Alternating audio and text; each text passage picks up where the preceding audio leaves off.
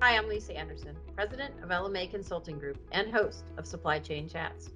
Thrilled to be here with you today to talk about what's going on in the global supply chain, the related impacts, and what can we do about it all. Today's topic is China.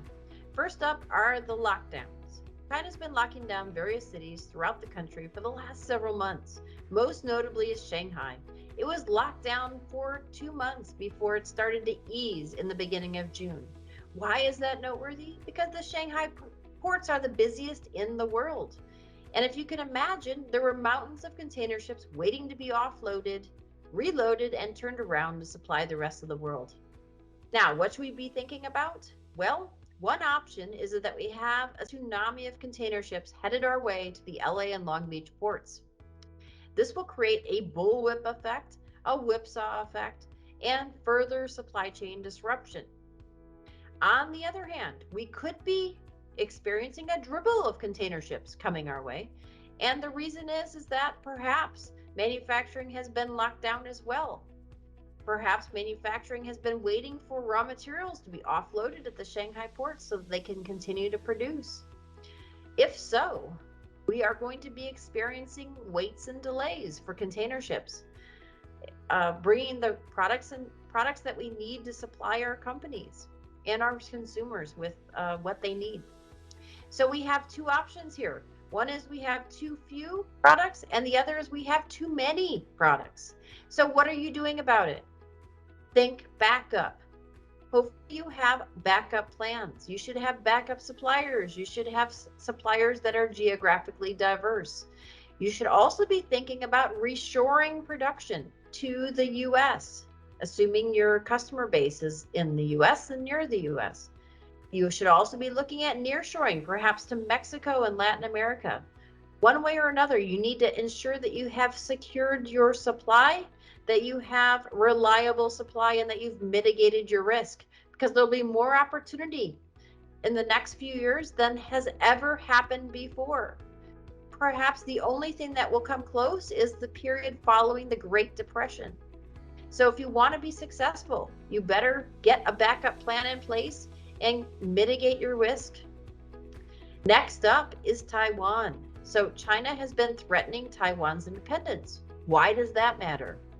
Well, Taiwan produces 90% of the advanced computer chips for the world. Asia produces about 75% of the world's computer chips. The US produces 12%. Unfortunately, we used to produce 40%, but it has reduced in the last several years. So why is this noteworthy? Well, for one, the US has an insatiable appetite for computer chips, more than the rest of the world, because it's used in everything from cars to electronics to medical equipment to the future of manufacturing and supply chain. Because if you think about it, we're utilizing advanced technologies for almost everything. So we need to be thinking about how we're going to increase our production of computer chips. Now, there is some investment in the US, which is encouraging, because Intel and the Taiwan Semiconductor Group are both investing in Arizona in new facilities and new fabrication and manufacturing environments. And Texas Instruments and Samsung are doing the same in Texas. However, it is a drop in the bucket compared to our needs. The industry is growing about 10% a year. We expect to need to double our capacity in the world in the next 10 years. And if you think about it, compared to the US percentage of the market and our needs, our demand, and the risk, what could happen with China and what could happen with Taiwan, we better get in gear quickly. So if you have anything to do with computer chips, which you very likely do, we should be thinking about, how do we secure supply? Who are our partners? Are we a partner of choice? If we are in that industry, are we bringing production back? Are we investing?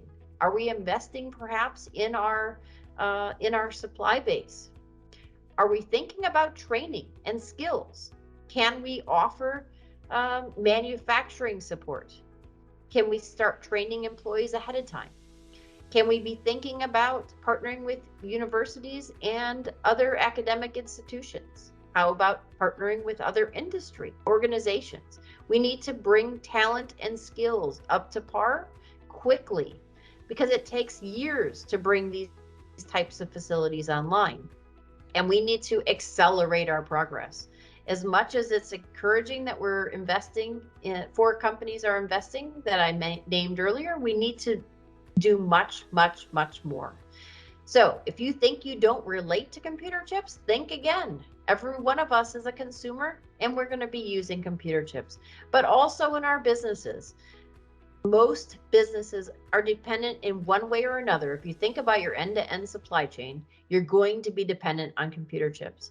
So think ahead, think fast, and stay tuned for more of these types of tips and scenarios with our supply chain chats, and check out our archives at LMA-Consulting Group /supply chain chats.